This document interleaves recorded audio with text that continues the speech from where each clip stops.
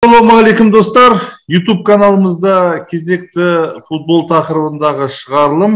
Қонағымыз футболдан Қазақстан құрамасының баспасөз хатшысы, жалпы баспасөзге жауапты Ермұхамед Мәулен.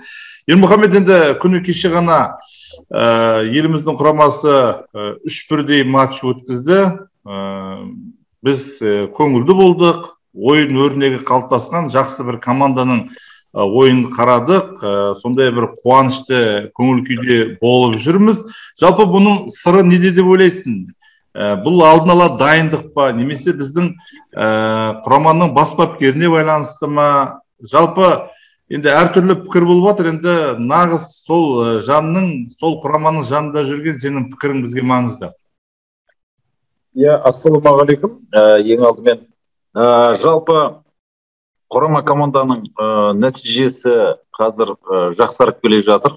Ол нәтиже жақсара салу деген бір күндік нәрсе болуы да мүмкін, бірақ бұл жерде басты назар салатын дүние футбол ойынының өзі. Қазақстан құрама командасын көрсетіп жатқан футболның мән мағынасының өзгергендігі. Ойынның кішкене де болса көрген көзге бір әдемі бола бастағандығы, кейде бір мына комбинациялық пастар арқылы шабуылға шығуы, осыған баса назар аударуымыз керек. Өйткені 90 минут бойы қорғаныста жатып, мысалға кейбір командалар бразилиянды 1-0 ұтып кетіп жатады ғой. Сол сияқты нәрсе болуы мүмкін да, ол нәтиже деп айтатындай, ауыз толтырылып айтатындай нәрсе емес. Ал Қазақстан құрама командасының бас философиясы, оның бас бапкерінің ұстанып отырған даму бағыты әдемі сүбелі кәдімгі ойын өрнегін қою. Қорғаныста қамалып жатып, елдің бәрімен тең 0-0 ойнау деген нәрсе жоқ. Шабуылдайды. Яғни біздің құрама командамыз Украинаның қақпасына 2 гол, Боснияның қақпасына 2 голдан салып жатып топырлатып, Украинаның қақпасына Киевте 1 гол соқты. Сондықтан да оның үстіне соңғы минуттардағы салынып жатқан голдардың да көп нәрсенің бір айқындайтын дүние екендігін айта кетуіміз керек. Өйткені соңғы минуттарда гол салатын команданың ол физикалық әл-қуаты бар деген сөз, алға ұмтылысы бар деген сөз, есепті теңестіру үшін жан таласып шабуылдаудың өз мінездің, ойынның жалпы сызба нұсқасы түбі футболшылардың бастарында 89 минутқа шейін тұрды деген сөз. Ол яғни бапкердің тактикалық ұстанымының футболшылардың миына жақсылап тұрып қона бастағандығын, жете бастағандығының бір белгісі деп ойлаймын өз басым. Сонымен қатар мына Украинамен және Босниямен болған матчтарда бізде екінші таймда басқа футбол болды. Яғни Қазақстан құрамасы мінез көрсетті, футбол ойынын көрсетіп жатыр. Бұл сол бірінші тайм мен екінші таймның ортасындағы әңгімеден кейін болып жатқан ойын ба, әлде бұл алдын ала ұсталған сондай тактика ма? Негізі сіздің айтып отырған екі нұсқаңыздың екеуі де маған қатты ұнап отыр. Екеуінің де қатысы бар. Ол бірінсіз бірі болмайды, түсінікті. Бірінші таймда қарсылас команда үйреншікті футбол ойнап, кеше мысалы босниялықтар жоғарғы прессинг дейміз ғой, бүкіл айып алаңның маңына келіп 8 адаммен топырлап жүріп алды. Ондай жерде қалың қабат-қабат екі позицияда түгелдей жабық тұрған кезде футболшылар қалай айналып өтеді, қалай пас беріп қиыстырып өтіп кетеді. Ол жерде енді Барселона сияқты Испания құрамасының мықты жоғарғы деңгейдегі шеберлігі, мықты пас алмасып түсінісіп үйреніп қалған футболшылар болмаса, қорғаныстан мынау шабуылға шығу мүмкін емес. Кем дегенде 4-5 пас алмасу керек. Ал ондай жағдай қиын болғандықтан кеше бірінші таймда біз қатты қиналып қалдық. Босниямен матчта. Финляндиямен болған матчта да шамамен сондай бір 10-12 минуттай біз ештеңе істей алмай отырдық. Украинамен болған матчтың алғашқы минуттарын өздеріңіз білесіздер. Екінші минутта қақпамызға гол кірді. Содан кейін барып, олар да шаршайды. Ол жоғары прессинг деген энергияны, команданың энергиясын сорып алатын сондай бір тактикалық құбылыс. Сондықтан олар ұзаққа шыдамайды. Сосын екінші таймның командасы деп бізді айтып жатады. Расымен де екінші таймда гол соғып жатамыз. Оның үстіне мынау Талғат Марауылы, Байсуфиновті екінші таймның бапкері деп айтып жүргендер бар. Онымен де келісуге болады. Себебі бұл кісі өте бір мотиватор, керемет сөздер тауып айтады. футболшылардың қай жерде қателесіп жатқанын дәл нақтылап айтып беріп түсіндіреді. Содан кейін бұл кісі жаңа түсіндіреді деген сөзден шығады. Біздің бұрынғы бапкерлеріміз шетел мамандары еді ғой енді. Менталитеттері басқа Еуропадан келген. Ал бұл кісі осында жүрген адам, осы қазақтың даласында туып өскен адам, қол астындағы футболшылармен бір тілде сөйлеседі. Аудармашының керегі жоқ.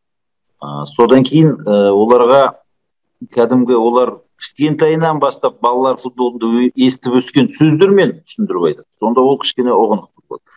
Екінші таймда олар жігерленіп шығады, мотивацияға тойып кәдімгі, содан кейін құлшыныспен жаңа бапкердің айтқан сөздерін орындай бастайды. Сонымен қатар енді Украинамен және Босниямен былайша айтқанда бір құраммен ойнадық, Финляндиямен басқа құраммен ойнадық.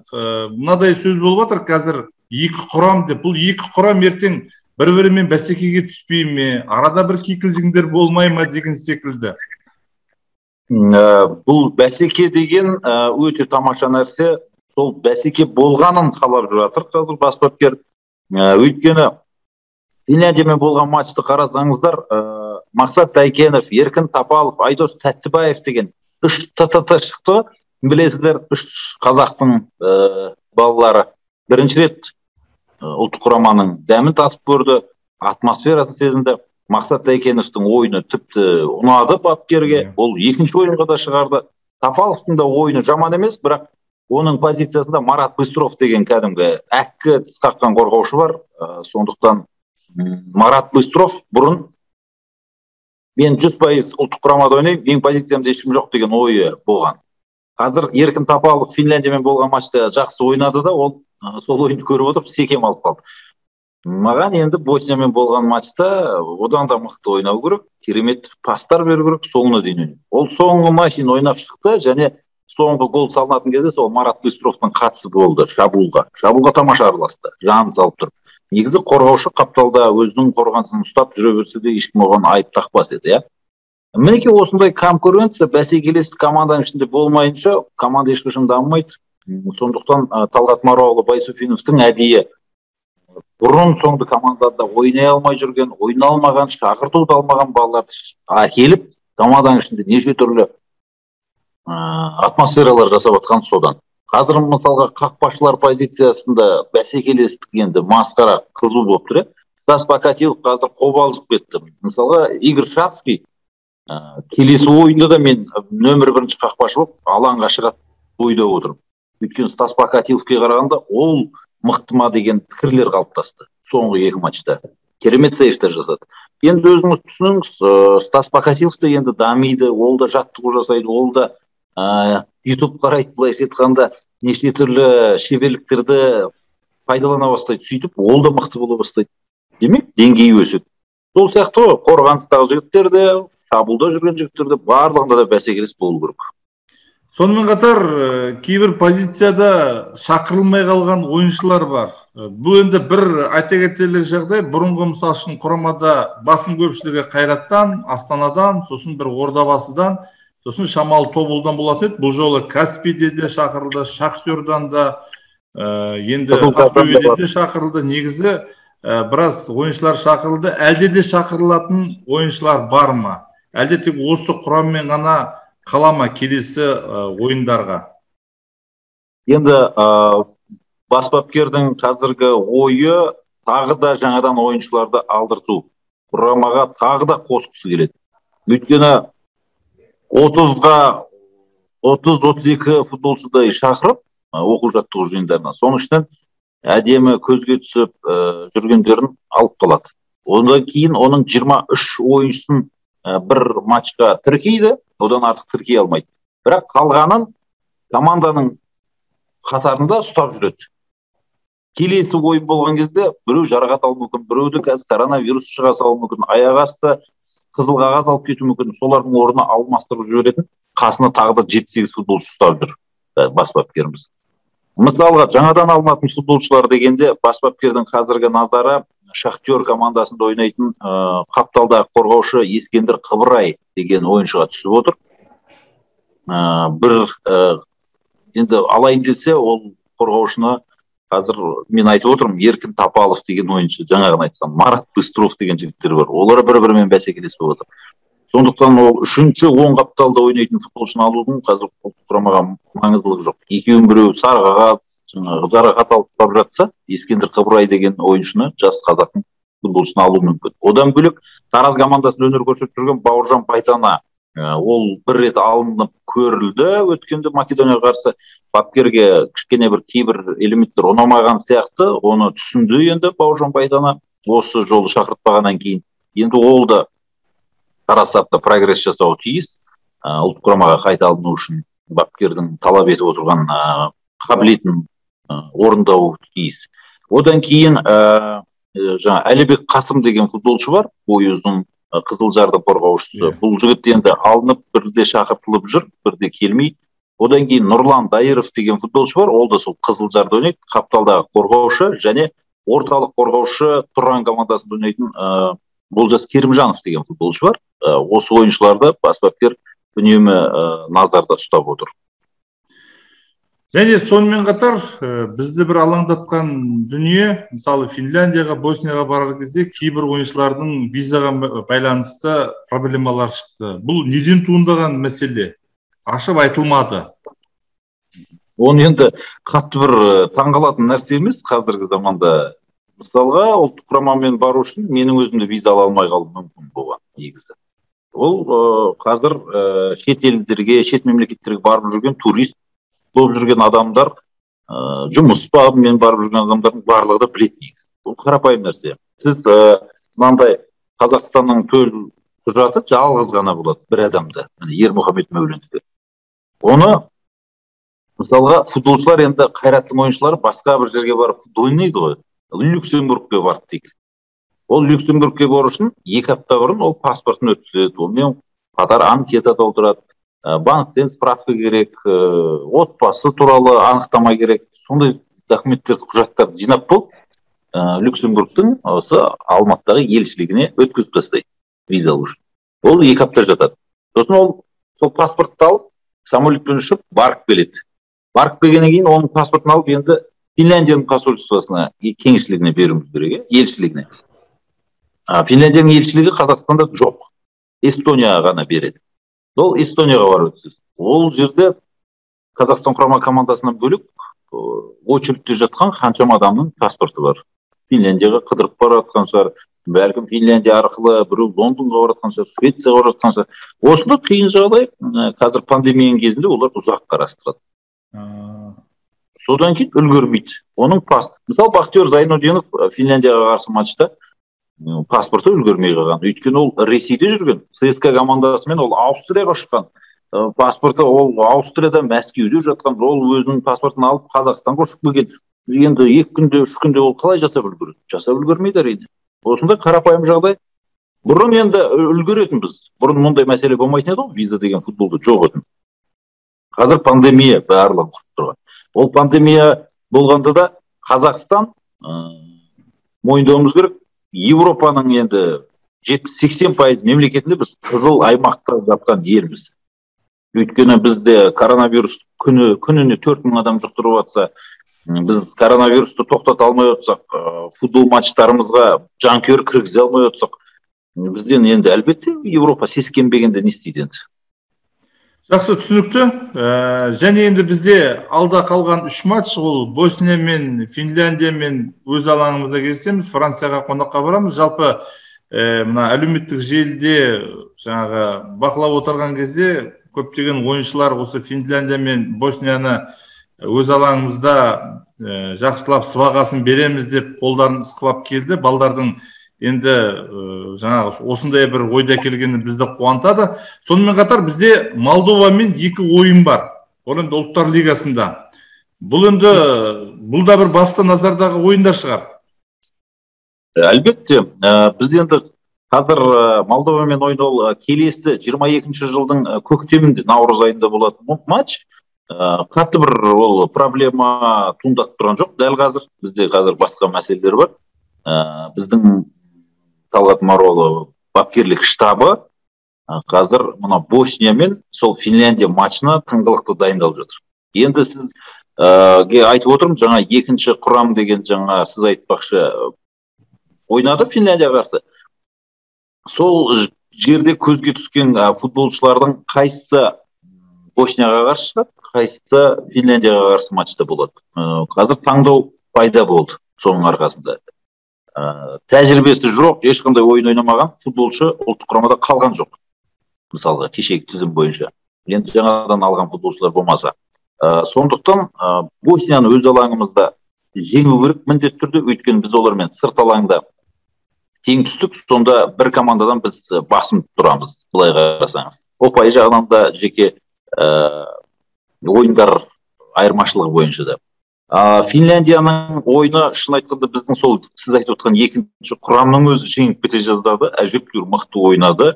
Бірақ Финляндияның өзінің бір артықшылығы сонда, ол қорғаныс арқылы ойнайды. Оны шабуылдап гол ұру оңай емес.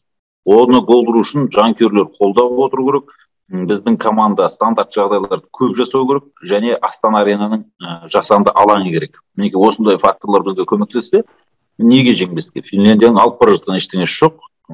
Бір қақпашысы жаңа Лукаш Градецкий деген Байер командасын ойнайды, Юэль Похьян Пало деген гол соққан футболшы екеуі. Ал Темия Пуккиден жаңа Манчестер Сити қақпасына гол салып жүрген ағылшын премьер лигасының шабуылшысы ғой енді. Одан қатты бір қауіп күте қойған жоқпыз. Сондықтан Астана аренада Финляндияны жеңіп жіберуге де болады, Босниямен де терезесі тең ойнауға болады. Мінекей бас бапкерлердің қазір бүкіл проблемасы осы, бізде қазір тура бір ай ғана уақыт қалып отыр. Және соңғы сұрақ, бүгін таңертең осы хабарды естідік, уайымдап қалдық, мына Валиулиннің допингке байланысты. Бұл ұлттық құрамаға ешқандай әсер болмайды ғой? Әлде Украина жаңағы әлеуметтік желіде қарағанда, сайттарына қарағанда, Украинаның жаңағы жанкүйерлері біраз дау қылып жатыр, шуылдап жазып жатыр, жаңағы арыздану керек, шағым түсіру керек деген секілді.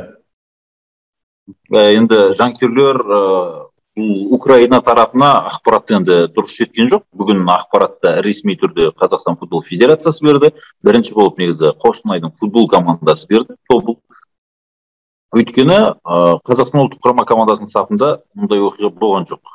Ол Жилина Тобыл арасындағы матчта болған, сонау тамыз айының басында.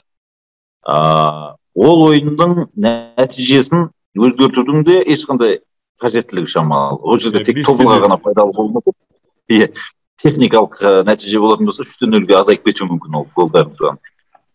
Сондықтан да ол Жилинаға да керегі жоқ, Тобылға да ол ойынның нәтижесі керегі жоқ. Жалпы ешкімге қатты бір қиындық тудыртып отқан жоқ. Тек Руслан Валиулиннің жеке тағдыры және ұлттық құрамадағы бір ойыншының мәселесі бұл, былай қарасаңыз. Енді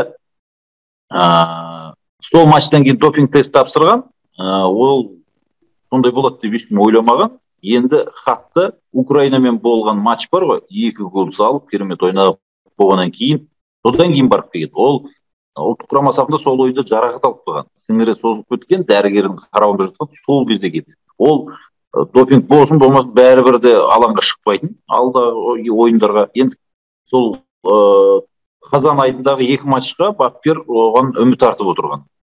Оқпалатын шығару. Сол кезде ойнайды ғой деп. Енді қазір біз нақты білмейміз, УЕФА шешімін шығарады. Тобыл футбол клубына бірінші хатты жібереді. Сосын Тобыл футбол клубы бүкіл Қазақстанға мәлімдеме жасайды.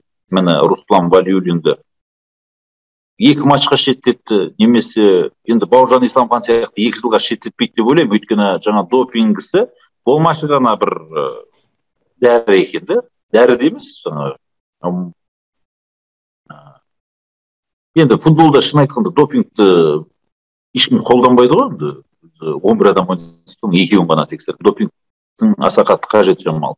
Бірақ сонда да осындай жағдай орын алып қапты. Менің ойымша бір ары кетсе 1 ай, 2 ай, 3 айлық қана бір шеттету болатын шығар УЕФА тарапынан. Өкінішті әрине, енді Руслан Валиулин өте керек ойыншы еді бас бапкерге. Қазір бапкер оның барлығын түсініп отыр. Енді қапталда ойнайтын, сол қапталда ойнайтын қорғаушы керек бас бапкердің. Негізгі проблемасы қазір сол болып тұр. Ал енді Русланға биылғы маусым шамамен аяқталып қалуы да мүмкін. Егер УЕФА енді жаңағындай жағдай қандай шешім шығаратын, мен шын айтқанда болжап айтудың өзі де мүмкін емес. Маған салса бір 3 матчқа ғана анандай кішкентай ғана допинг үшін 3 матчқа ғана шеттетер едім, ресми матчқа. Енді қазір олар басқаша шешім шығаруы мүмкін. Өте қиын жағдай. Жалпы көп рахмет. Мынау енді ұлттық құраманың осындай жетістікке жетуіне бірінші кезек ұлттық құраманың бас бапкерінің осы Талғат ағамыздың келуі деп сондай бір өзіміздің пайымымыз бар. Сонымен қатар енді өзіңнің сол жерге барып осы бір қазақ футболының нағыз қазақы болуына атсалысып жатқаныңа көп рахмет. Мынау біздің арнаның көрермендері атынан саған алғысымызды айтамыз. Жақсы күндеріміз көп болсын. Енді алдағы матчтарға тек қана жігіттерге сәттілік тілейміз. Рахмет. Рахмет сізге де.